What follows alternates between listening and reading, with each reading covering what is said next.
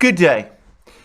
Before I proceed with this video, just a reminder that if you're watching any of our videos, that's to say the Duran videos, Alexander Mercouris videos, Alex Christoforou videos on Rumble, if you go to the top of the video, you will find a red maroon button. If you press that red maroon button, it will take you directly to our locals homepage where you can join our community, become, if you choose, an active member and participate in my Wednesday live streams and publish your own exclusive content. Well, I'm making this program on one specific issue, which is President Biden's speech in Warsaw. Now, can I say that this speech comes at the end of an extraordinarily lackluster trip to Europe by President Biden. Now, a week ago, there was a lot of discussion about what would happen over the course of this trip. There was a whole series of important meetings which President Biden was due to attend or participate in. There was going to be a NATO meeting, there was going to be a European Council meeting, and there was going to be a G7 meeting. And there was wide expectations that new sanctions against Russia would be announced, that there was some talk that there might be more Russian banks removed from the interbank messaging system, that there was even some talk of a ban on Russian imports of oil and even of natural gas. And also there were all kinds of rumors about military action, military aid to Ukraine by the NATO powers, with some talk still of peacekeeping forces being sent to Western Ukraine, and even at the far edge of the, if you like, hyperbolic of no-fly zones and all the rest. And of course, on top of that, there was also expectations, widespread expectations, that a resounding statement would be published at one or all of these meetings, criticizing China's stance, criticizing the stance that China was taking in maintaining a neutrality in this conflict, a neutrality which actually, of course, favors Russia. Well, none of that happened. There was a statement about China, but it was very pallid. No substantive new sanctions were announced, certainly none of the sort that had been trailed, and there's no indication that there would be a military intervention by NATO or anybody who is a member of the NATO alliance in Ukraine either. President Zelensky, for what it's worth, has said that he is disappointed by the outcome of the NATO summit meeting. So it was already perhaps a somewhat, shall we say, unimpressive visit by President Biden to Europe, but it was all supposed to culminate in a speech, this speech in Poland, in which it was widely expected that he would rally the Western world, perhaps rally the entire world against Russian aggression, as he describes it, against Ukraine. Well, what I will say is, and I don't think what I'm going to say is at all controversial, he botched it. This was his moment to be like JFK, John Kennedy, when he went to Berlin shortly after the Berlin Wall was put up. He made that famous speech in which he said, "Ich bin ein Berliner," a phrase, by the way, which provoked some amusement in Germany, because it didn't mean exactly, I think, what President Kennedy thought it meant, but still, it was a resounding speech. It was a speech in which President Kennedy did once more give assurance to the German people, to the people of Berlin, to the people of the West, of US leadership. And of course, perhaps less famous, but also fairly famous, there was another speech that Ronald Reagan once gave in Berlin when he called on Mr. Gorbachev to take down this wall. He meant, of course, the Berlin Wall. So that was perhaps the standard that we were led to expect that President Biden would try to reach, rhetorical standard that he would try to reach, and he would make a speech similarly resounding to those speeches by JFK all those years ago, back in 1961, and Ronald Reagan in the 1980s. And I should say that the speech was heavily trailed. I obviously keep a close watch on these things. I follow the news closely. There's lots of indications from the administration that this was going to be a major speech, and it was going to be a speech that would resound around the world. Well, the speech came, and I'm going to say straight away that it was a mess. And not just a mess in terms of its final words, the words in which President Biden, called for regime change in Russia and the overthrow of President Putin, but the entire speech, in my opinion, was a mess. And I should say, first of all, and I do want to address this point about those final words, the call for President Putin's overthrow, because, of course, almost immediately, almost as soon as the president said those words, officials in the administration were trying to walk them back, and we've now had a mumbled explanation from Secretary Blinken that President Biden didn't mean what he said. Well, I'm providing with this video a link to this speech, and you will see that the idea that those words at the end of the speech, the words calling for President Putin's overthrow, were an afterthought, a gaffe, which President Biden stumbled into, that is simply not true. The entire speech is constructed to lead up to the point where President Biden would make this call for President Putin's overthrow. It is in fact the logical end point of the entire speech. Clearly it was written in advance. Clearly that phrase was there. It's not a gaffe. It's not something that President Biden came up with impromptu and threw in at the last moment. It was, as I said, the logical outcome of this speech. It's clear that President Biden and his speechwriters, it's not clear who these people were, didn't think through the implications, didn't realize what the effect of those words would be. And I would say that those words came after a whole series of verbal missteps by the president, not in this particular speech, where he said lots of things which I think a European audience especially would be deeply alarmed by, but I will come to that in a moment. But he also said all sorts of other things that I think were alarming, especially to a European audience, but I suspect even to some people in the United States over the course of this visit. Thus, he said that if the Russians resorted to chemical weapons during the war in Ukraine, the United States would respond in kind, which appeared to suggest that the United States would, at that point, start acting like it was using chemical weapons itself.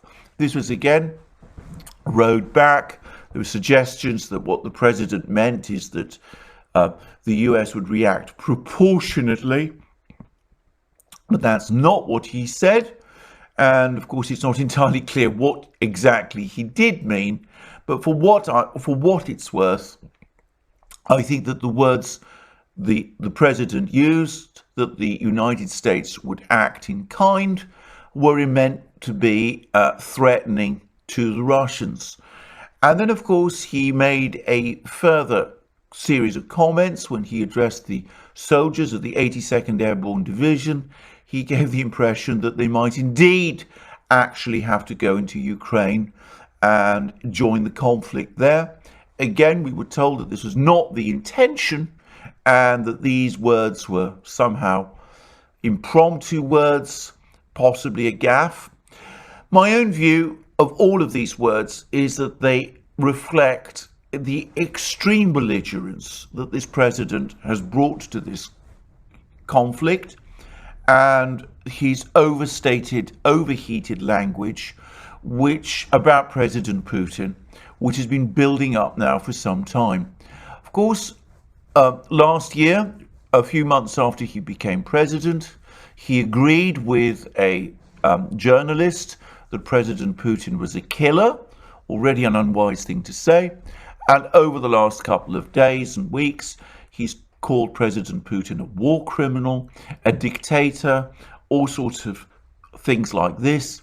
So, in my opinion, all of this rhetoric, the rhetoric culminating in the demand for President Putin's overthrow and all this threatening language about chemical weapons and addressed to the 82nd Airborne Division, are clear reflections of President Biden's sentiments. And if we come to the actual speech itself, we see further examples of this. Firstly, President Biden appeared to say that the war would go on and go on for a very long time. He didn't seem to show any interest or concern about finding some way to bring the war to an end. He showed no indication that he was aiming for any kind of diplomatic settlement. He spoke gloatingly about the problems of the Russian economy, about the fact that the ruble had fallen to 200 rubles to the dollar, something, by the way, which at the moment is certainly not true.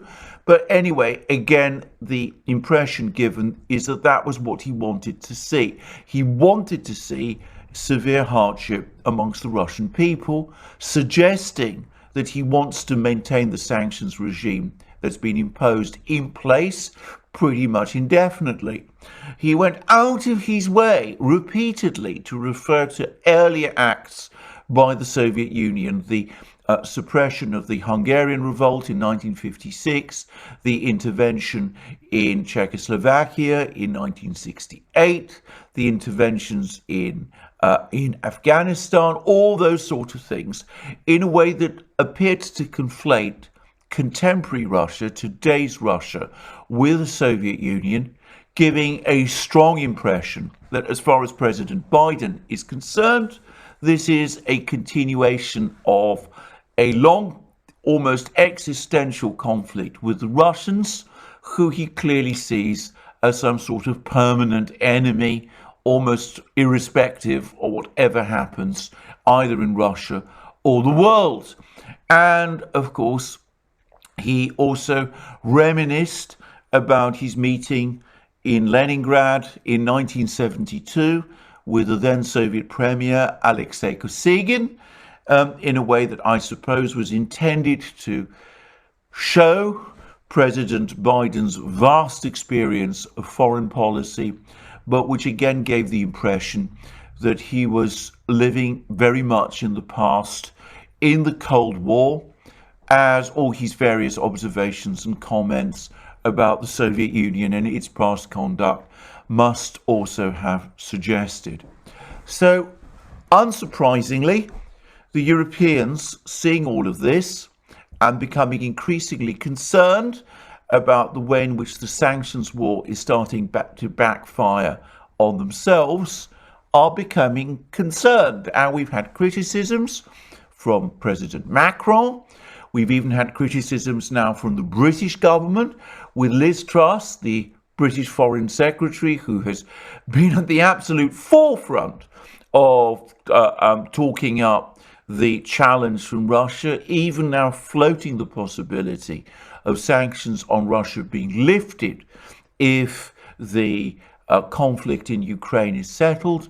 And of course, we've also had comments from other countries, from Germany, from a German diplomat, Ischinger, former diplomat, also saying that these comments were inappropriate. And in fact, as I am making this program, this backlash against President Biden's comments is intensifying. And I think the reason it is intensifying is because, despite all the attempts to walk back these comments by Secretary Blinken, by other US officials.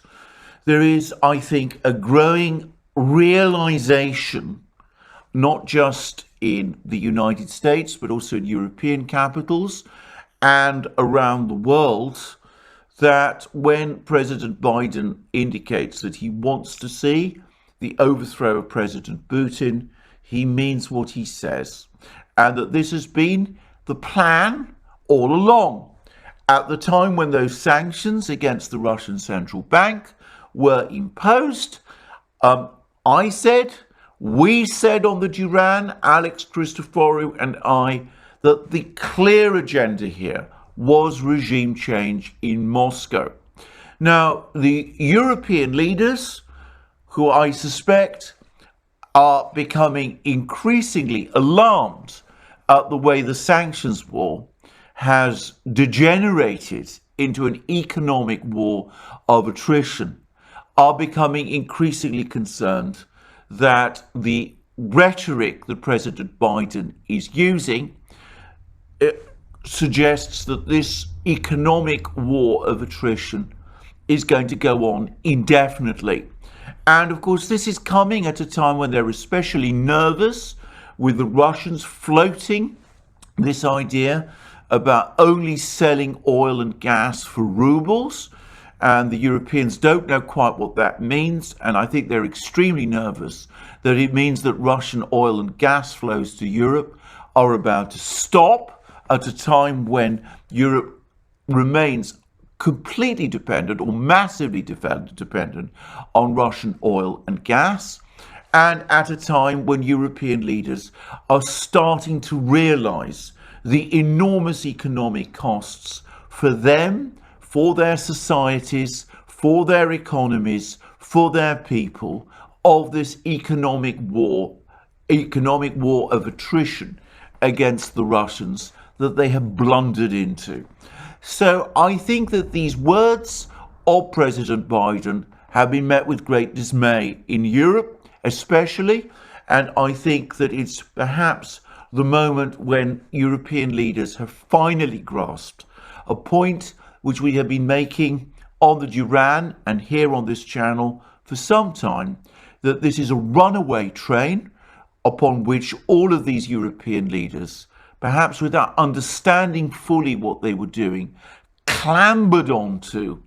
And now they sense that the driver of this train, the President of the United States, is utterly fixated with President Putin to the point where he is prepared to drive the train off the cliff.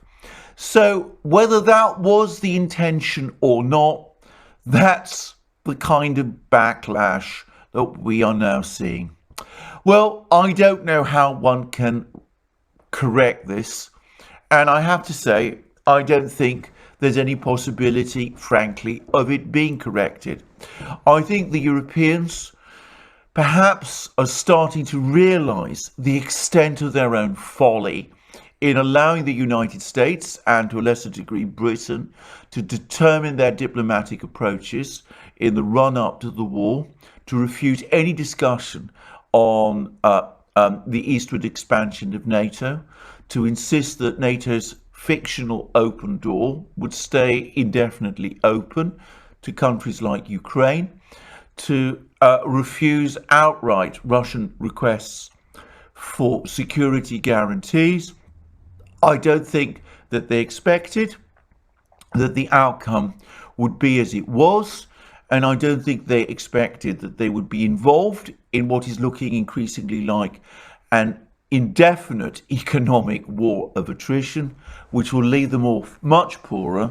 And I don't think also that they realized that what they were letting themselves in for was a plan by the administration, by the neocons there, for regime change in Moscow, something which I think the Europeans realize is not on the agenda. So there we are. I don't know what the Europeans do in this case. They've been publishing all sorts of coded criticisms of President Biden's speech. but I don't really see how they can get off this runaway train.